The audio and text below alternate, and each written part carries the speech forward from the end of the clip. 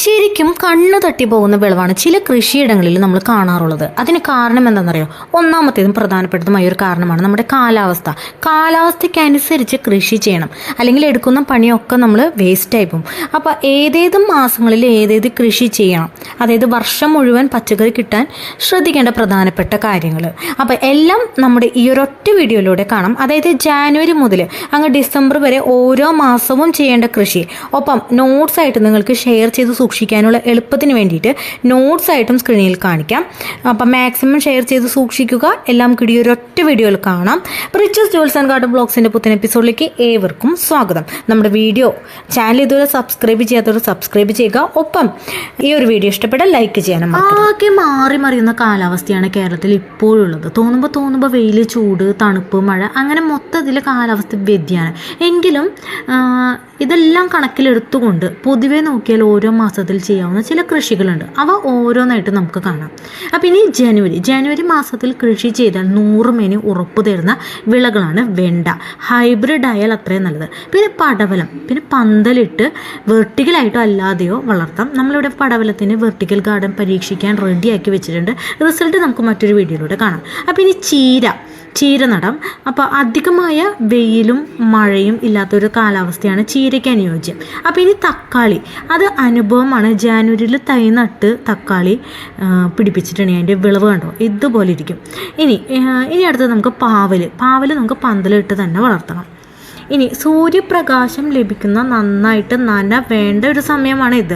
അപ്പോൾ വളമായിട്ട് നമുക്ക് ചേർക്കാവുന്നത് മണ്ണിലേക്ക് ചാണകപ്പൊടിയോ കോഴിവളമോ ജൈവവളമോ എന്നിവയൊക്കെ നമുക്ക് അടിവളമായിട്ട് ചേർക്കാം. അതിന് മുൻപേ കുമ്മായം ഇട്ട് സെറ്റാക്കിയ മണ്ണായിരിക്കണം കേട്ടോ അത്.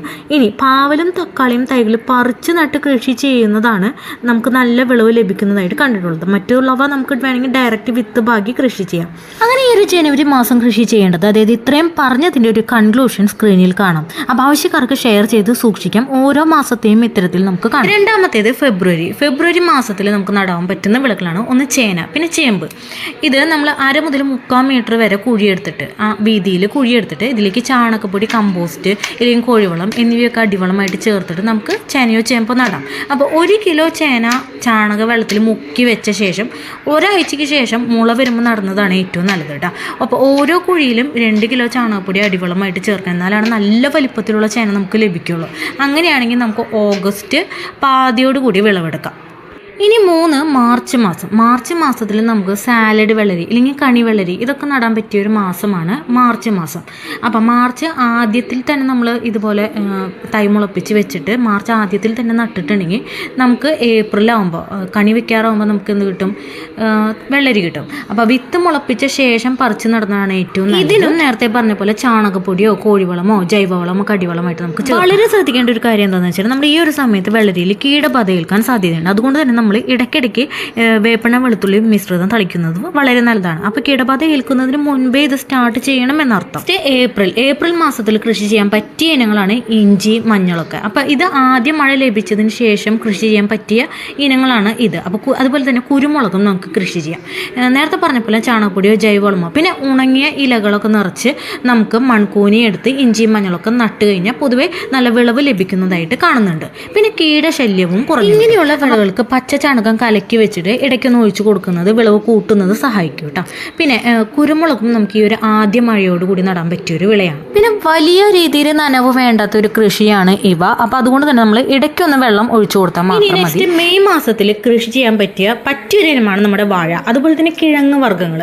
ഇതൊക്കെ നമുക്ക് ഏകദേശം 1/2 മീറ്റർ എങ്കിലും കുഴി കുഴിച്ചിട്ട് വേണം ഇവ നടാൻ വേണ്ടിയിട്ട്. നടുന്നതിന് മുൻപ് നമുക്ക് അടിവളം ചേർക്കണം. ചാണകപ്പൊടിയാണ് ബെസ്റ്റ്. അപ്പോൾ വാഴയ്ക്കൊക്കെ ആണെങ്കിൽ 1-2 കിലോ ചാണകപ്പൊടി നിർബന്ധമായിട്ട് ഇടണം. എന്നാലാണ് നല്ല വലിപ്പമുള്ള കുല നമുക്ക് ലഭിക്കും. ഈ കിഴങ്ങ് വർഗ്ഗങ്ങൾക്ക് അഥവാ വാഴയ്ക്കൊക്കെ ചാരം നമ്മൾ അടിവളമായിട്ട് ചേർക്കുന്നത് വളരെ നല്ലതാണ് കേട്ടോ. അടുത്തതായിട്ട് ജൂൺ മാസത്തിൽ കൃഷി ചെയ്യാൻ പറ്റിയ ഇനങ്ങളാണ് വഴുതന, പച്ചമുളക്, വെണ്ട. അപ്പോൾ ഇവയൊക്കെ നമുക്ക് ഏത് കാലാവസ്ഥയിൽ വേണമെങ്കിലും കൃഷി ചെയ്യാമെന്ന് പറയുമെങ്കിലും കൂടുതലായും വിളവ് കണ്ടിട്ടുള്ളത് ജൂൺ മാസത്തിൽ കൃഷി ചെയ്യുമ്പോഴാണ്. അപ്പോൾ മഴ തുടങ്ങുന്നതോടെ ചെയ്യാവുന്ന പച്ചക്കറികളാണ് ഇവ എന്നർത്ഥം. അപ്പോൾ വേനൽക്കാലത്ത് തടമെടുത്തിടുകയാണെങ്കിൽ മഴക്കാലത്ത് മൺകൂന കൂടി കൂട്ടി നമുക്ക് കൃഷി ചെയ്യാം. അപ്പോൾ വെള്ളം കെട്ടി നിന്ന് ചെടി ചീഞ്ഞ് പോകാതിരിക്കാൻ പ്രത്യേകം ശ്രദ്ധിക്കണം. അതുപോലെ തന്നെ വഴുതന, വെണ്ട, പച്ചമുളക് എന്നിവയിൽ മഴക്കാലത്ത് കീടശല്യം വരാൻ സാധ്യതയുണ്ട്. അതായത് ഞാൻ എന്നും പറയാറുള്ള പോലെ കീടശല്യം വരുന്നത് വരെ കാക്കാതെ അതിന് മുൻപേ പ്രതിവിധി ചെയ്തു തുടങ്ങാം. വീഡിയോ ഒത്തിരി ലെങ്തി ആയി പോകുന്നതുകൊണ്ട് ഇനി വളരെ പെട്ടെന്ന് പറഞ്ഞു തീർക്കാം. ഇനി ജൂലൈ മാസത്തിൽ ചെയ്യാവുന്ന കൃഷിയാണ് പയറും നമ്മുടെ ചോളും. അപ്പോൾ മഴ ശക്തി ആർജിക്കുന്നതോടെ ചെയ്യാവുന്ന കൃഷികളാണ്. അപ്പോൾ പയറിലെ ചാഴിയും മുഞ്ഞ എന്നിവയൊക്കെ അകറ്റാൻ വേണ്ടിയിട്ട് ചൂടുള്ള ചാരമിടയ്ക്ക് വിതറി കൊടുക്കുന്നത് വളരെ നല്ലതാണ്. അത് തുടക്കത്തിലേ ചെയ്യണം. ഇനി ഓഗസ്റ്റ് മാസത്തിൽ കൃഷി ചെയ്യാൻ പറ്റിയ ഇനമാണ് നേന്ത്രവാഴ. അപ്പം നേരത്തെ പറഞ്ഞ പോലെ വാഴയ്ക്ക് നമ്മൾ നേരത്തെ പറഞ്ഞ രീതിയിൽ തന്നെ വളം. അതുപോലെ തന്നെ ചോളവും നമുക്ക് ഈ ആഗസ്റ്റ് മാസത്തിൽ കൃഷി ചെയ്ത് പരീക്ഷിക്കാവുന്നതാണ്. ഇനി സെപ്റ്റംബർ മാസത്തിൽ നമുക്ക് ഒട്ടുമിക്ക പച്ചക്കറി കൃഷികളും ചെയ്യാം എന്നൊരു പൊതുവൊരു ധാരണയുണ്ട്. കാരണം ഇത് നമ്മുടെ ഓണത്തോടനുബന്ധിച്ച് വിളവൊക്കെ തീർന്നിരിക്കുന്ന ഒരു സമയമായിരിക്കും. അപ്പോൾ ഈ സമയത്ത് നമുക്ക് രണ്ടാം വിളവ് ഇറക്കാം എന്നുള്ളതാണ്. പ്രത്യേകിച്ച് നമ്മൾ നെൽകൃഷിയൊക്കെ രണ്ടാം വിളവ് ഇറക്കുന്ന സമയമാണ് ഈ ഒരു സെപ്റ്റംബർ മാസം. ഇനി ഒക്ടോബർ മാസത്തിൽ നമുക്ക് ശീതകാല പച്ചക്കറി തൈകൾ നടാൻ പറ്റിയൊരു സമയമാണ്. അതായത് കാബേജ്, കോളിഫ്ലവർ, ക്യാരറ്റ്, ബീട്രൂട്ട് ഇവയൊക്കെ ശീതകാല പച്ചക്കറികളാണ്. ഇവ നമുക്ക് കാബേജ്, കോളിഫ്ലവർ എന്നിവയൊക്കെ നമുക്ക് ചാലെടുത്ത് നടുന്നതായിരിക്കും ഉത്തമം. പിന്നെ ബീട്രൂട്ട് ഇവയൊക്കെ നമുക്ക് ഇത്തിരി മൺകൂന് കൂട്ടി നടുന്നതാണ് നല്ലത്. ഈ ഒരു തൈകൾക്ക് കീടബാധ ഏൽക്കാൻ സാധ്യത കൂടുതൽ അവരുടെ വേരുകളിൽ കൂടിയാണ്. അപ്പോൾ അത് ഏൽക്കാതിരിക്കാൻ നമുക്ക് സ്യൂഡോമോണസ് നിർബന്ധമായി ഉപയോഗിക്കേണ്ട തൈകളാണ് ഇവ. അതായത് സ്യൂഡോമോണസ് ലായനിയിൽ തൈകൾ മുക്കിയ ശേഷം നട്ടിട്ടുണ്ടെങ്കിൽ നമുക്കിത് കീടബാധ ഏൽക്കാതെ സഹായിക്കും. നവംബർ മാസത്തിൽ കൃഷി ചെയ്യാൻ പറ്റിയൊരു ഇനമാണ് നമ്മുടെ കപ്പ.